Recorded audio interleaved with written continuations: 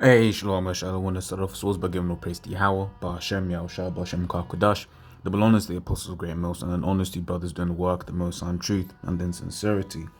Yahweh's raw name of whom the Lord ignorantly calls God, Jehovah, or Yahweh. His raw name is Yahweh, and the Son's true name is Yahweh Shai. And when we pray Yahweh, Ba'ashem, Yahushua, Ba meaning in, Ha meaning then, Shem meaning names, Yahweh, and the name of Yahweh Shai. This is a quick one inspired by this article here that you see. It says Camp Guard 101, right? Jailed for, quote, complicity in 3,518, would you call it? Murders, allegedly, right? And, you know our stance, at least you should know our stance on this whole, event that apparently happened, supposedly happened between 39 and 45. To these small hats, which yeah, you know our stance on that. One of the things I was reading here, when I was reading this, I was thinking about how even this is basically the way he does things, right? He doesn't care how old you are, how young you are, right? He's gonna basically come at you, right? And this, especially if it's something that never happened, that's some more BS, man, right? And it made me think of this scripture, for example, right? It's Isaiah 47:6, right? In regards to Israel, right? I was wroth with my people, I polluted mine inheritance and given them into thine hand. Thou didst show them no mercy, right? And you ain't showed Jake any mercy, right? From would you call it from the beginning? You look at in fact, let me would you call it, get some example. Right, for instance, you got this, young Jake here, right? George Stinney, right? It says, which I didn't even know about this particular one, that they must have chopped his head off or something. What's this?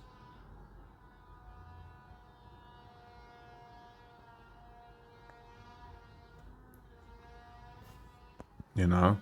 Yeah, so let's go into it, right? George Stinney, June 69, was an African American boy, so Jake, right, who at the age of 14 was convicted in 1944, right, in a proceeding later vacated as an unfair trial, right? What was that, 70 years later, of murdering two young Edomites, right? Betty and Mary, right? In his hometown, right? He was executed by electric chair in June 1944, thus becoming the youngest American with an exact birth date. So that's it, with an exact birth date, right? Confirmed to be sentenced to death and executed, right? And look at this straight, man, right? Young as hell. When you would you call it? You look at things like that. This was one of many, right? There's a, which you call, an infamous picture. Let me try and get that one, right? You look at this picture here, man. I mean, how can this man in this day and age, pretend, to be the champion of women and children, right? When this is his history, right? That Jay, he's what, maybe 2 3 years old. You can kind of see the snot running from his, looks like, when babies are snotting still, probably just learned how to walk. The bag is bigger than he is, right? And then, up there you see the elders, the elder Jake, basically doing thing. Hey, look, man, he got a whole damn family, man, right, picking cotton, right? That looks probably an Irish guy. That guy, on the right here, right? This one here, right? This man's got a lot to pay for, man, right? But as the scripture says, thou didst show them no mercy, right? It says, upon the ancient hast thou very heavily laid thy yoke, right? So once again, when I saw this particular one, 101 years old, right? But it's beautiful because in the same breath, we gonna be doing the same thing to you, right? Because a lot of your elites, they're getting old, right? But what does the scripture say we gonna do, right? So Psalms 149, right, from verse 6, right? In fact, let's start from 5, right? Let the saints be joyful in glory. Let them sing aloud upon their beds, right? And hey, that's something that brings us joy, knowing that we gonna have you devils in captivity at some point. That brings us joy, right? It says, let the high praise of the Most High be in their mouth and the two-edged sword in their hand, right? So what more we can high praise, Bible two-edged sword, literal, right, in the kingdom, right? So to execute vengeance upon the heathen and punishments upon the people, to bind their kings with chains and their nobles with fetters of iron. And once again, a lot of these Edomite kings, right, they're old, man.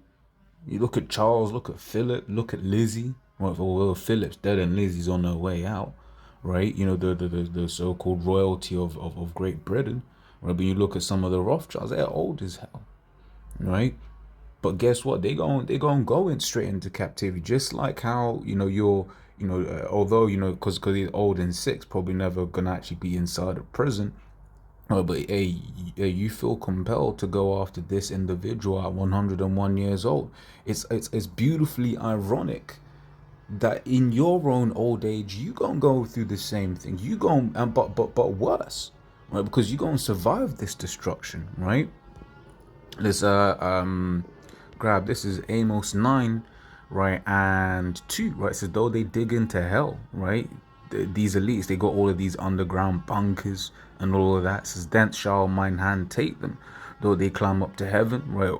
These different space things that they have, where it's the International Space Station or whatever, or other things that we don't know about, right? It says thence will I bring them down, right? And though they hide themselves in the top of Carmel, I will search and take them out thence, right? And though they be hid from my sight in the bottom of the sea, thence will I command the serpent, and he shall bite them, right? It says so basically, wherever it is that they try to hide, right, we gonna get them, right? Why? Verse Psalms 149 and 8 again, right? To bind their kings with chains and their nobles with fetters of iron. Right, so just like how you had no mercy upon the young or the old of Jake, right? We ain't gonna have any mercy on you, right? And it's beautiful, it's poetic, right? So yeah, like I said, just a quick one. Lord's what I was edifying. To the next time we say Shalom.